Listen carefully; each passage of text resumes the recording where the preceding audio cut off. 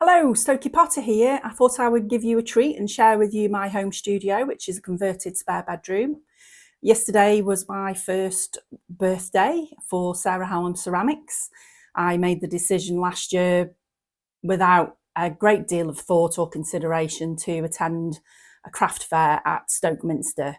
And from there, I don't know, things kind of just escalated and I found myself booking myself into lots of different markets, makers markets, artisan markets, craft fairs, and I haven't really looked back. So as it's my 1 year anniversary, I thought I would share with you my home studio. So let's get into it. So as I said, it's upstairs in my house, in my converted spare bedroom. So my husband very kindly laid me some new laminate flooring, and I was really unsure about what I wanted on the walls. I wanted something that would add some dimension and be really good to use as a backdrop. So I have this paneling, which is a gorgeous colour. I wasn't sure at first whether or not it would be a good idea with clay and dust, but so far it's quite easy to keep clean. So I'll just share with you my little memory corner. So these are all lots of bits and bobs of things that are very special to me. Some of them are literally just rocks and pebbles that I've picked up from the beach, but they're really special. And this beautiful person here is my mum, Christine. Sadly, we lost her 5 years ago, and I absolutely adore this photograph of my mum. I think she was perhaps in her very, very early 20s, maybe even 19 in this picture. And I just love it so much. It's one of the photographs. I have lots of photographs I have of her, but I wanted this one in particular in my studio, so she's with me always. So yeah, I've just got things, bits and bobs. Frog, I mentioned in an earlier video in one of my kiln openings that I used to collect frogs. These are just two that I have out. Again, I've had these since I was a child. And then just a few other bits and bobs. And I've got my Monstera plant here, which is growing lovely, which is a cutting from my brother. And then I have Yippee Clay, my wheel, which is a Shimpo RK55. When I'm not using him, don't really know what the gender is, I cover it with a towel, basically just to keep dust down. I do clean it. It is pretty clean, but I just like to keep it covered just to protect the motor and things like that. So when I'm not in use, I kind of tuck everything up this corner. So I've got my bucket there, which I use to clean out my hands and my tools and bits and bobs. That metal table used to be like a horrible brown colour. I spray painted it. It did belong to my brother, but he didn't want it, so I've upcycled it. And then that little tub at the back there is where I keep my dry clay for reclaim. This little unit here is small but mighty, holds a lot of stuff. When I bought it, I expected it to be a lot bigger. So when I took it out of the box, I had a bit of a shock because I expected it to be twice as tall and twice as wide. So I obviously didn't get my measurements do my measurements very well. That's my Hartley and Noble Russian bat system hanging up there. And this is some, in fact, this is all of the bats that I have. If you want to know anything about the Hartley and Noble Russian bat system, just ask. And then on here, I've just got all the bits and bobs of tools and things that you kind of need. I'm also trialing a new microphone today. This is it. It wasn't very expensive. Got it from Amazon. It was about £26, I think, maybe something like that. Comes in a little case. And you've got two microphones and then a little dongle thing which you plug into your phone. It's like a plug and play. So yeah, cheap and cheerful. How long it will last, I don't know. The unit was upcycled, brought it from a friend. It used to belong to her very dear auntie. It was bright yellow, and my brand colours are pink. I don't know what gives that away. And yeah, so it just holds kind of everything that you would imagine. So my towels and, you know, kind of just general bits and bobs, spare sponges. And then in here, I've just got like my bags and bowls. And then I've just got a box that I keep all the kind of random bits in, extruder. Oh, can't get up off the floor. And then drawers just full of random bits and bobs that you might need. I do need to sort them out actually. And then I have my wedging table, come stand, come hold my plaster bats.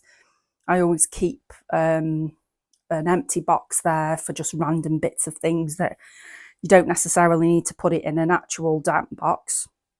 So I do tend to put them things in there.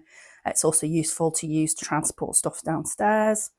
So this is a butcher's block, which I bought off Facebook probably, I don't know, 6 weeks ago. It was an absolute bargain. It was £10.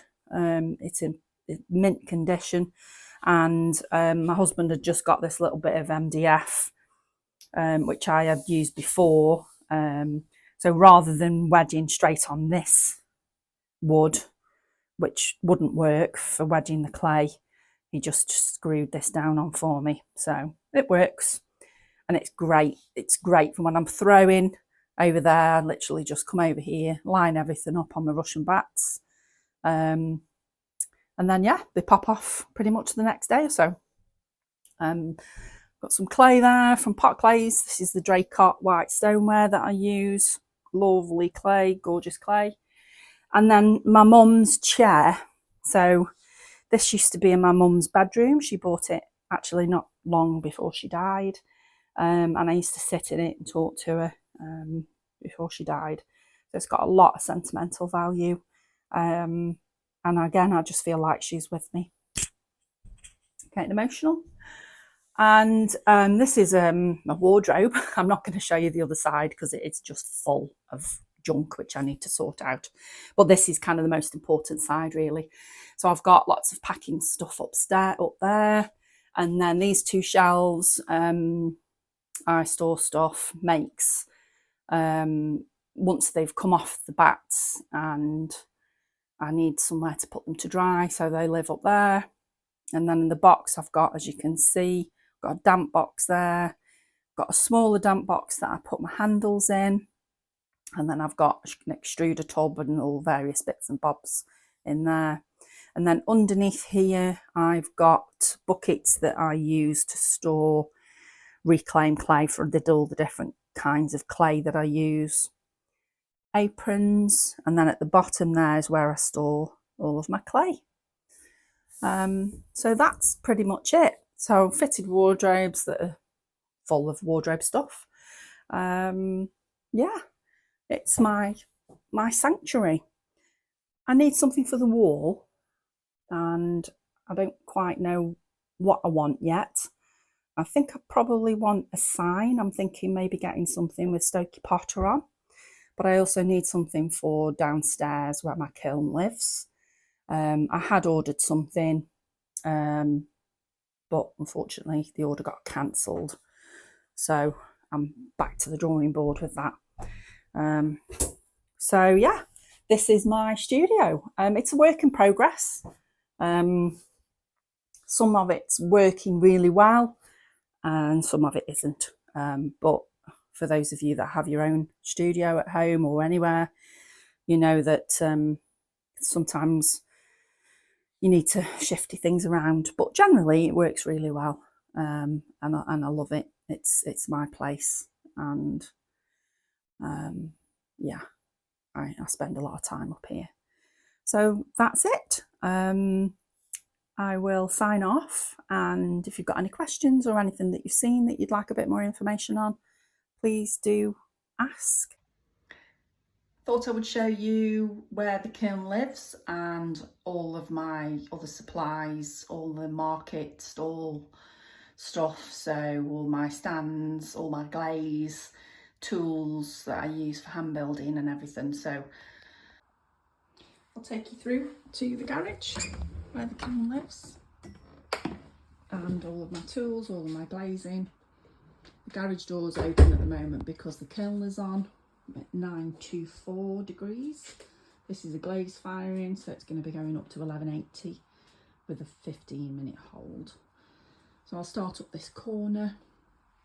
I have all of my stock in these green crates and they're brilliant. These crates are, got them a couple of years ago from a friend who I think got them from an ex-supermarket or greengrocers, something like that. They're brilliant. They lie flat, fold up flat when you're not using them.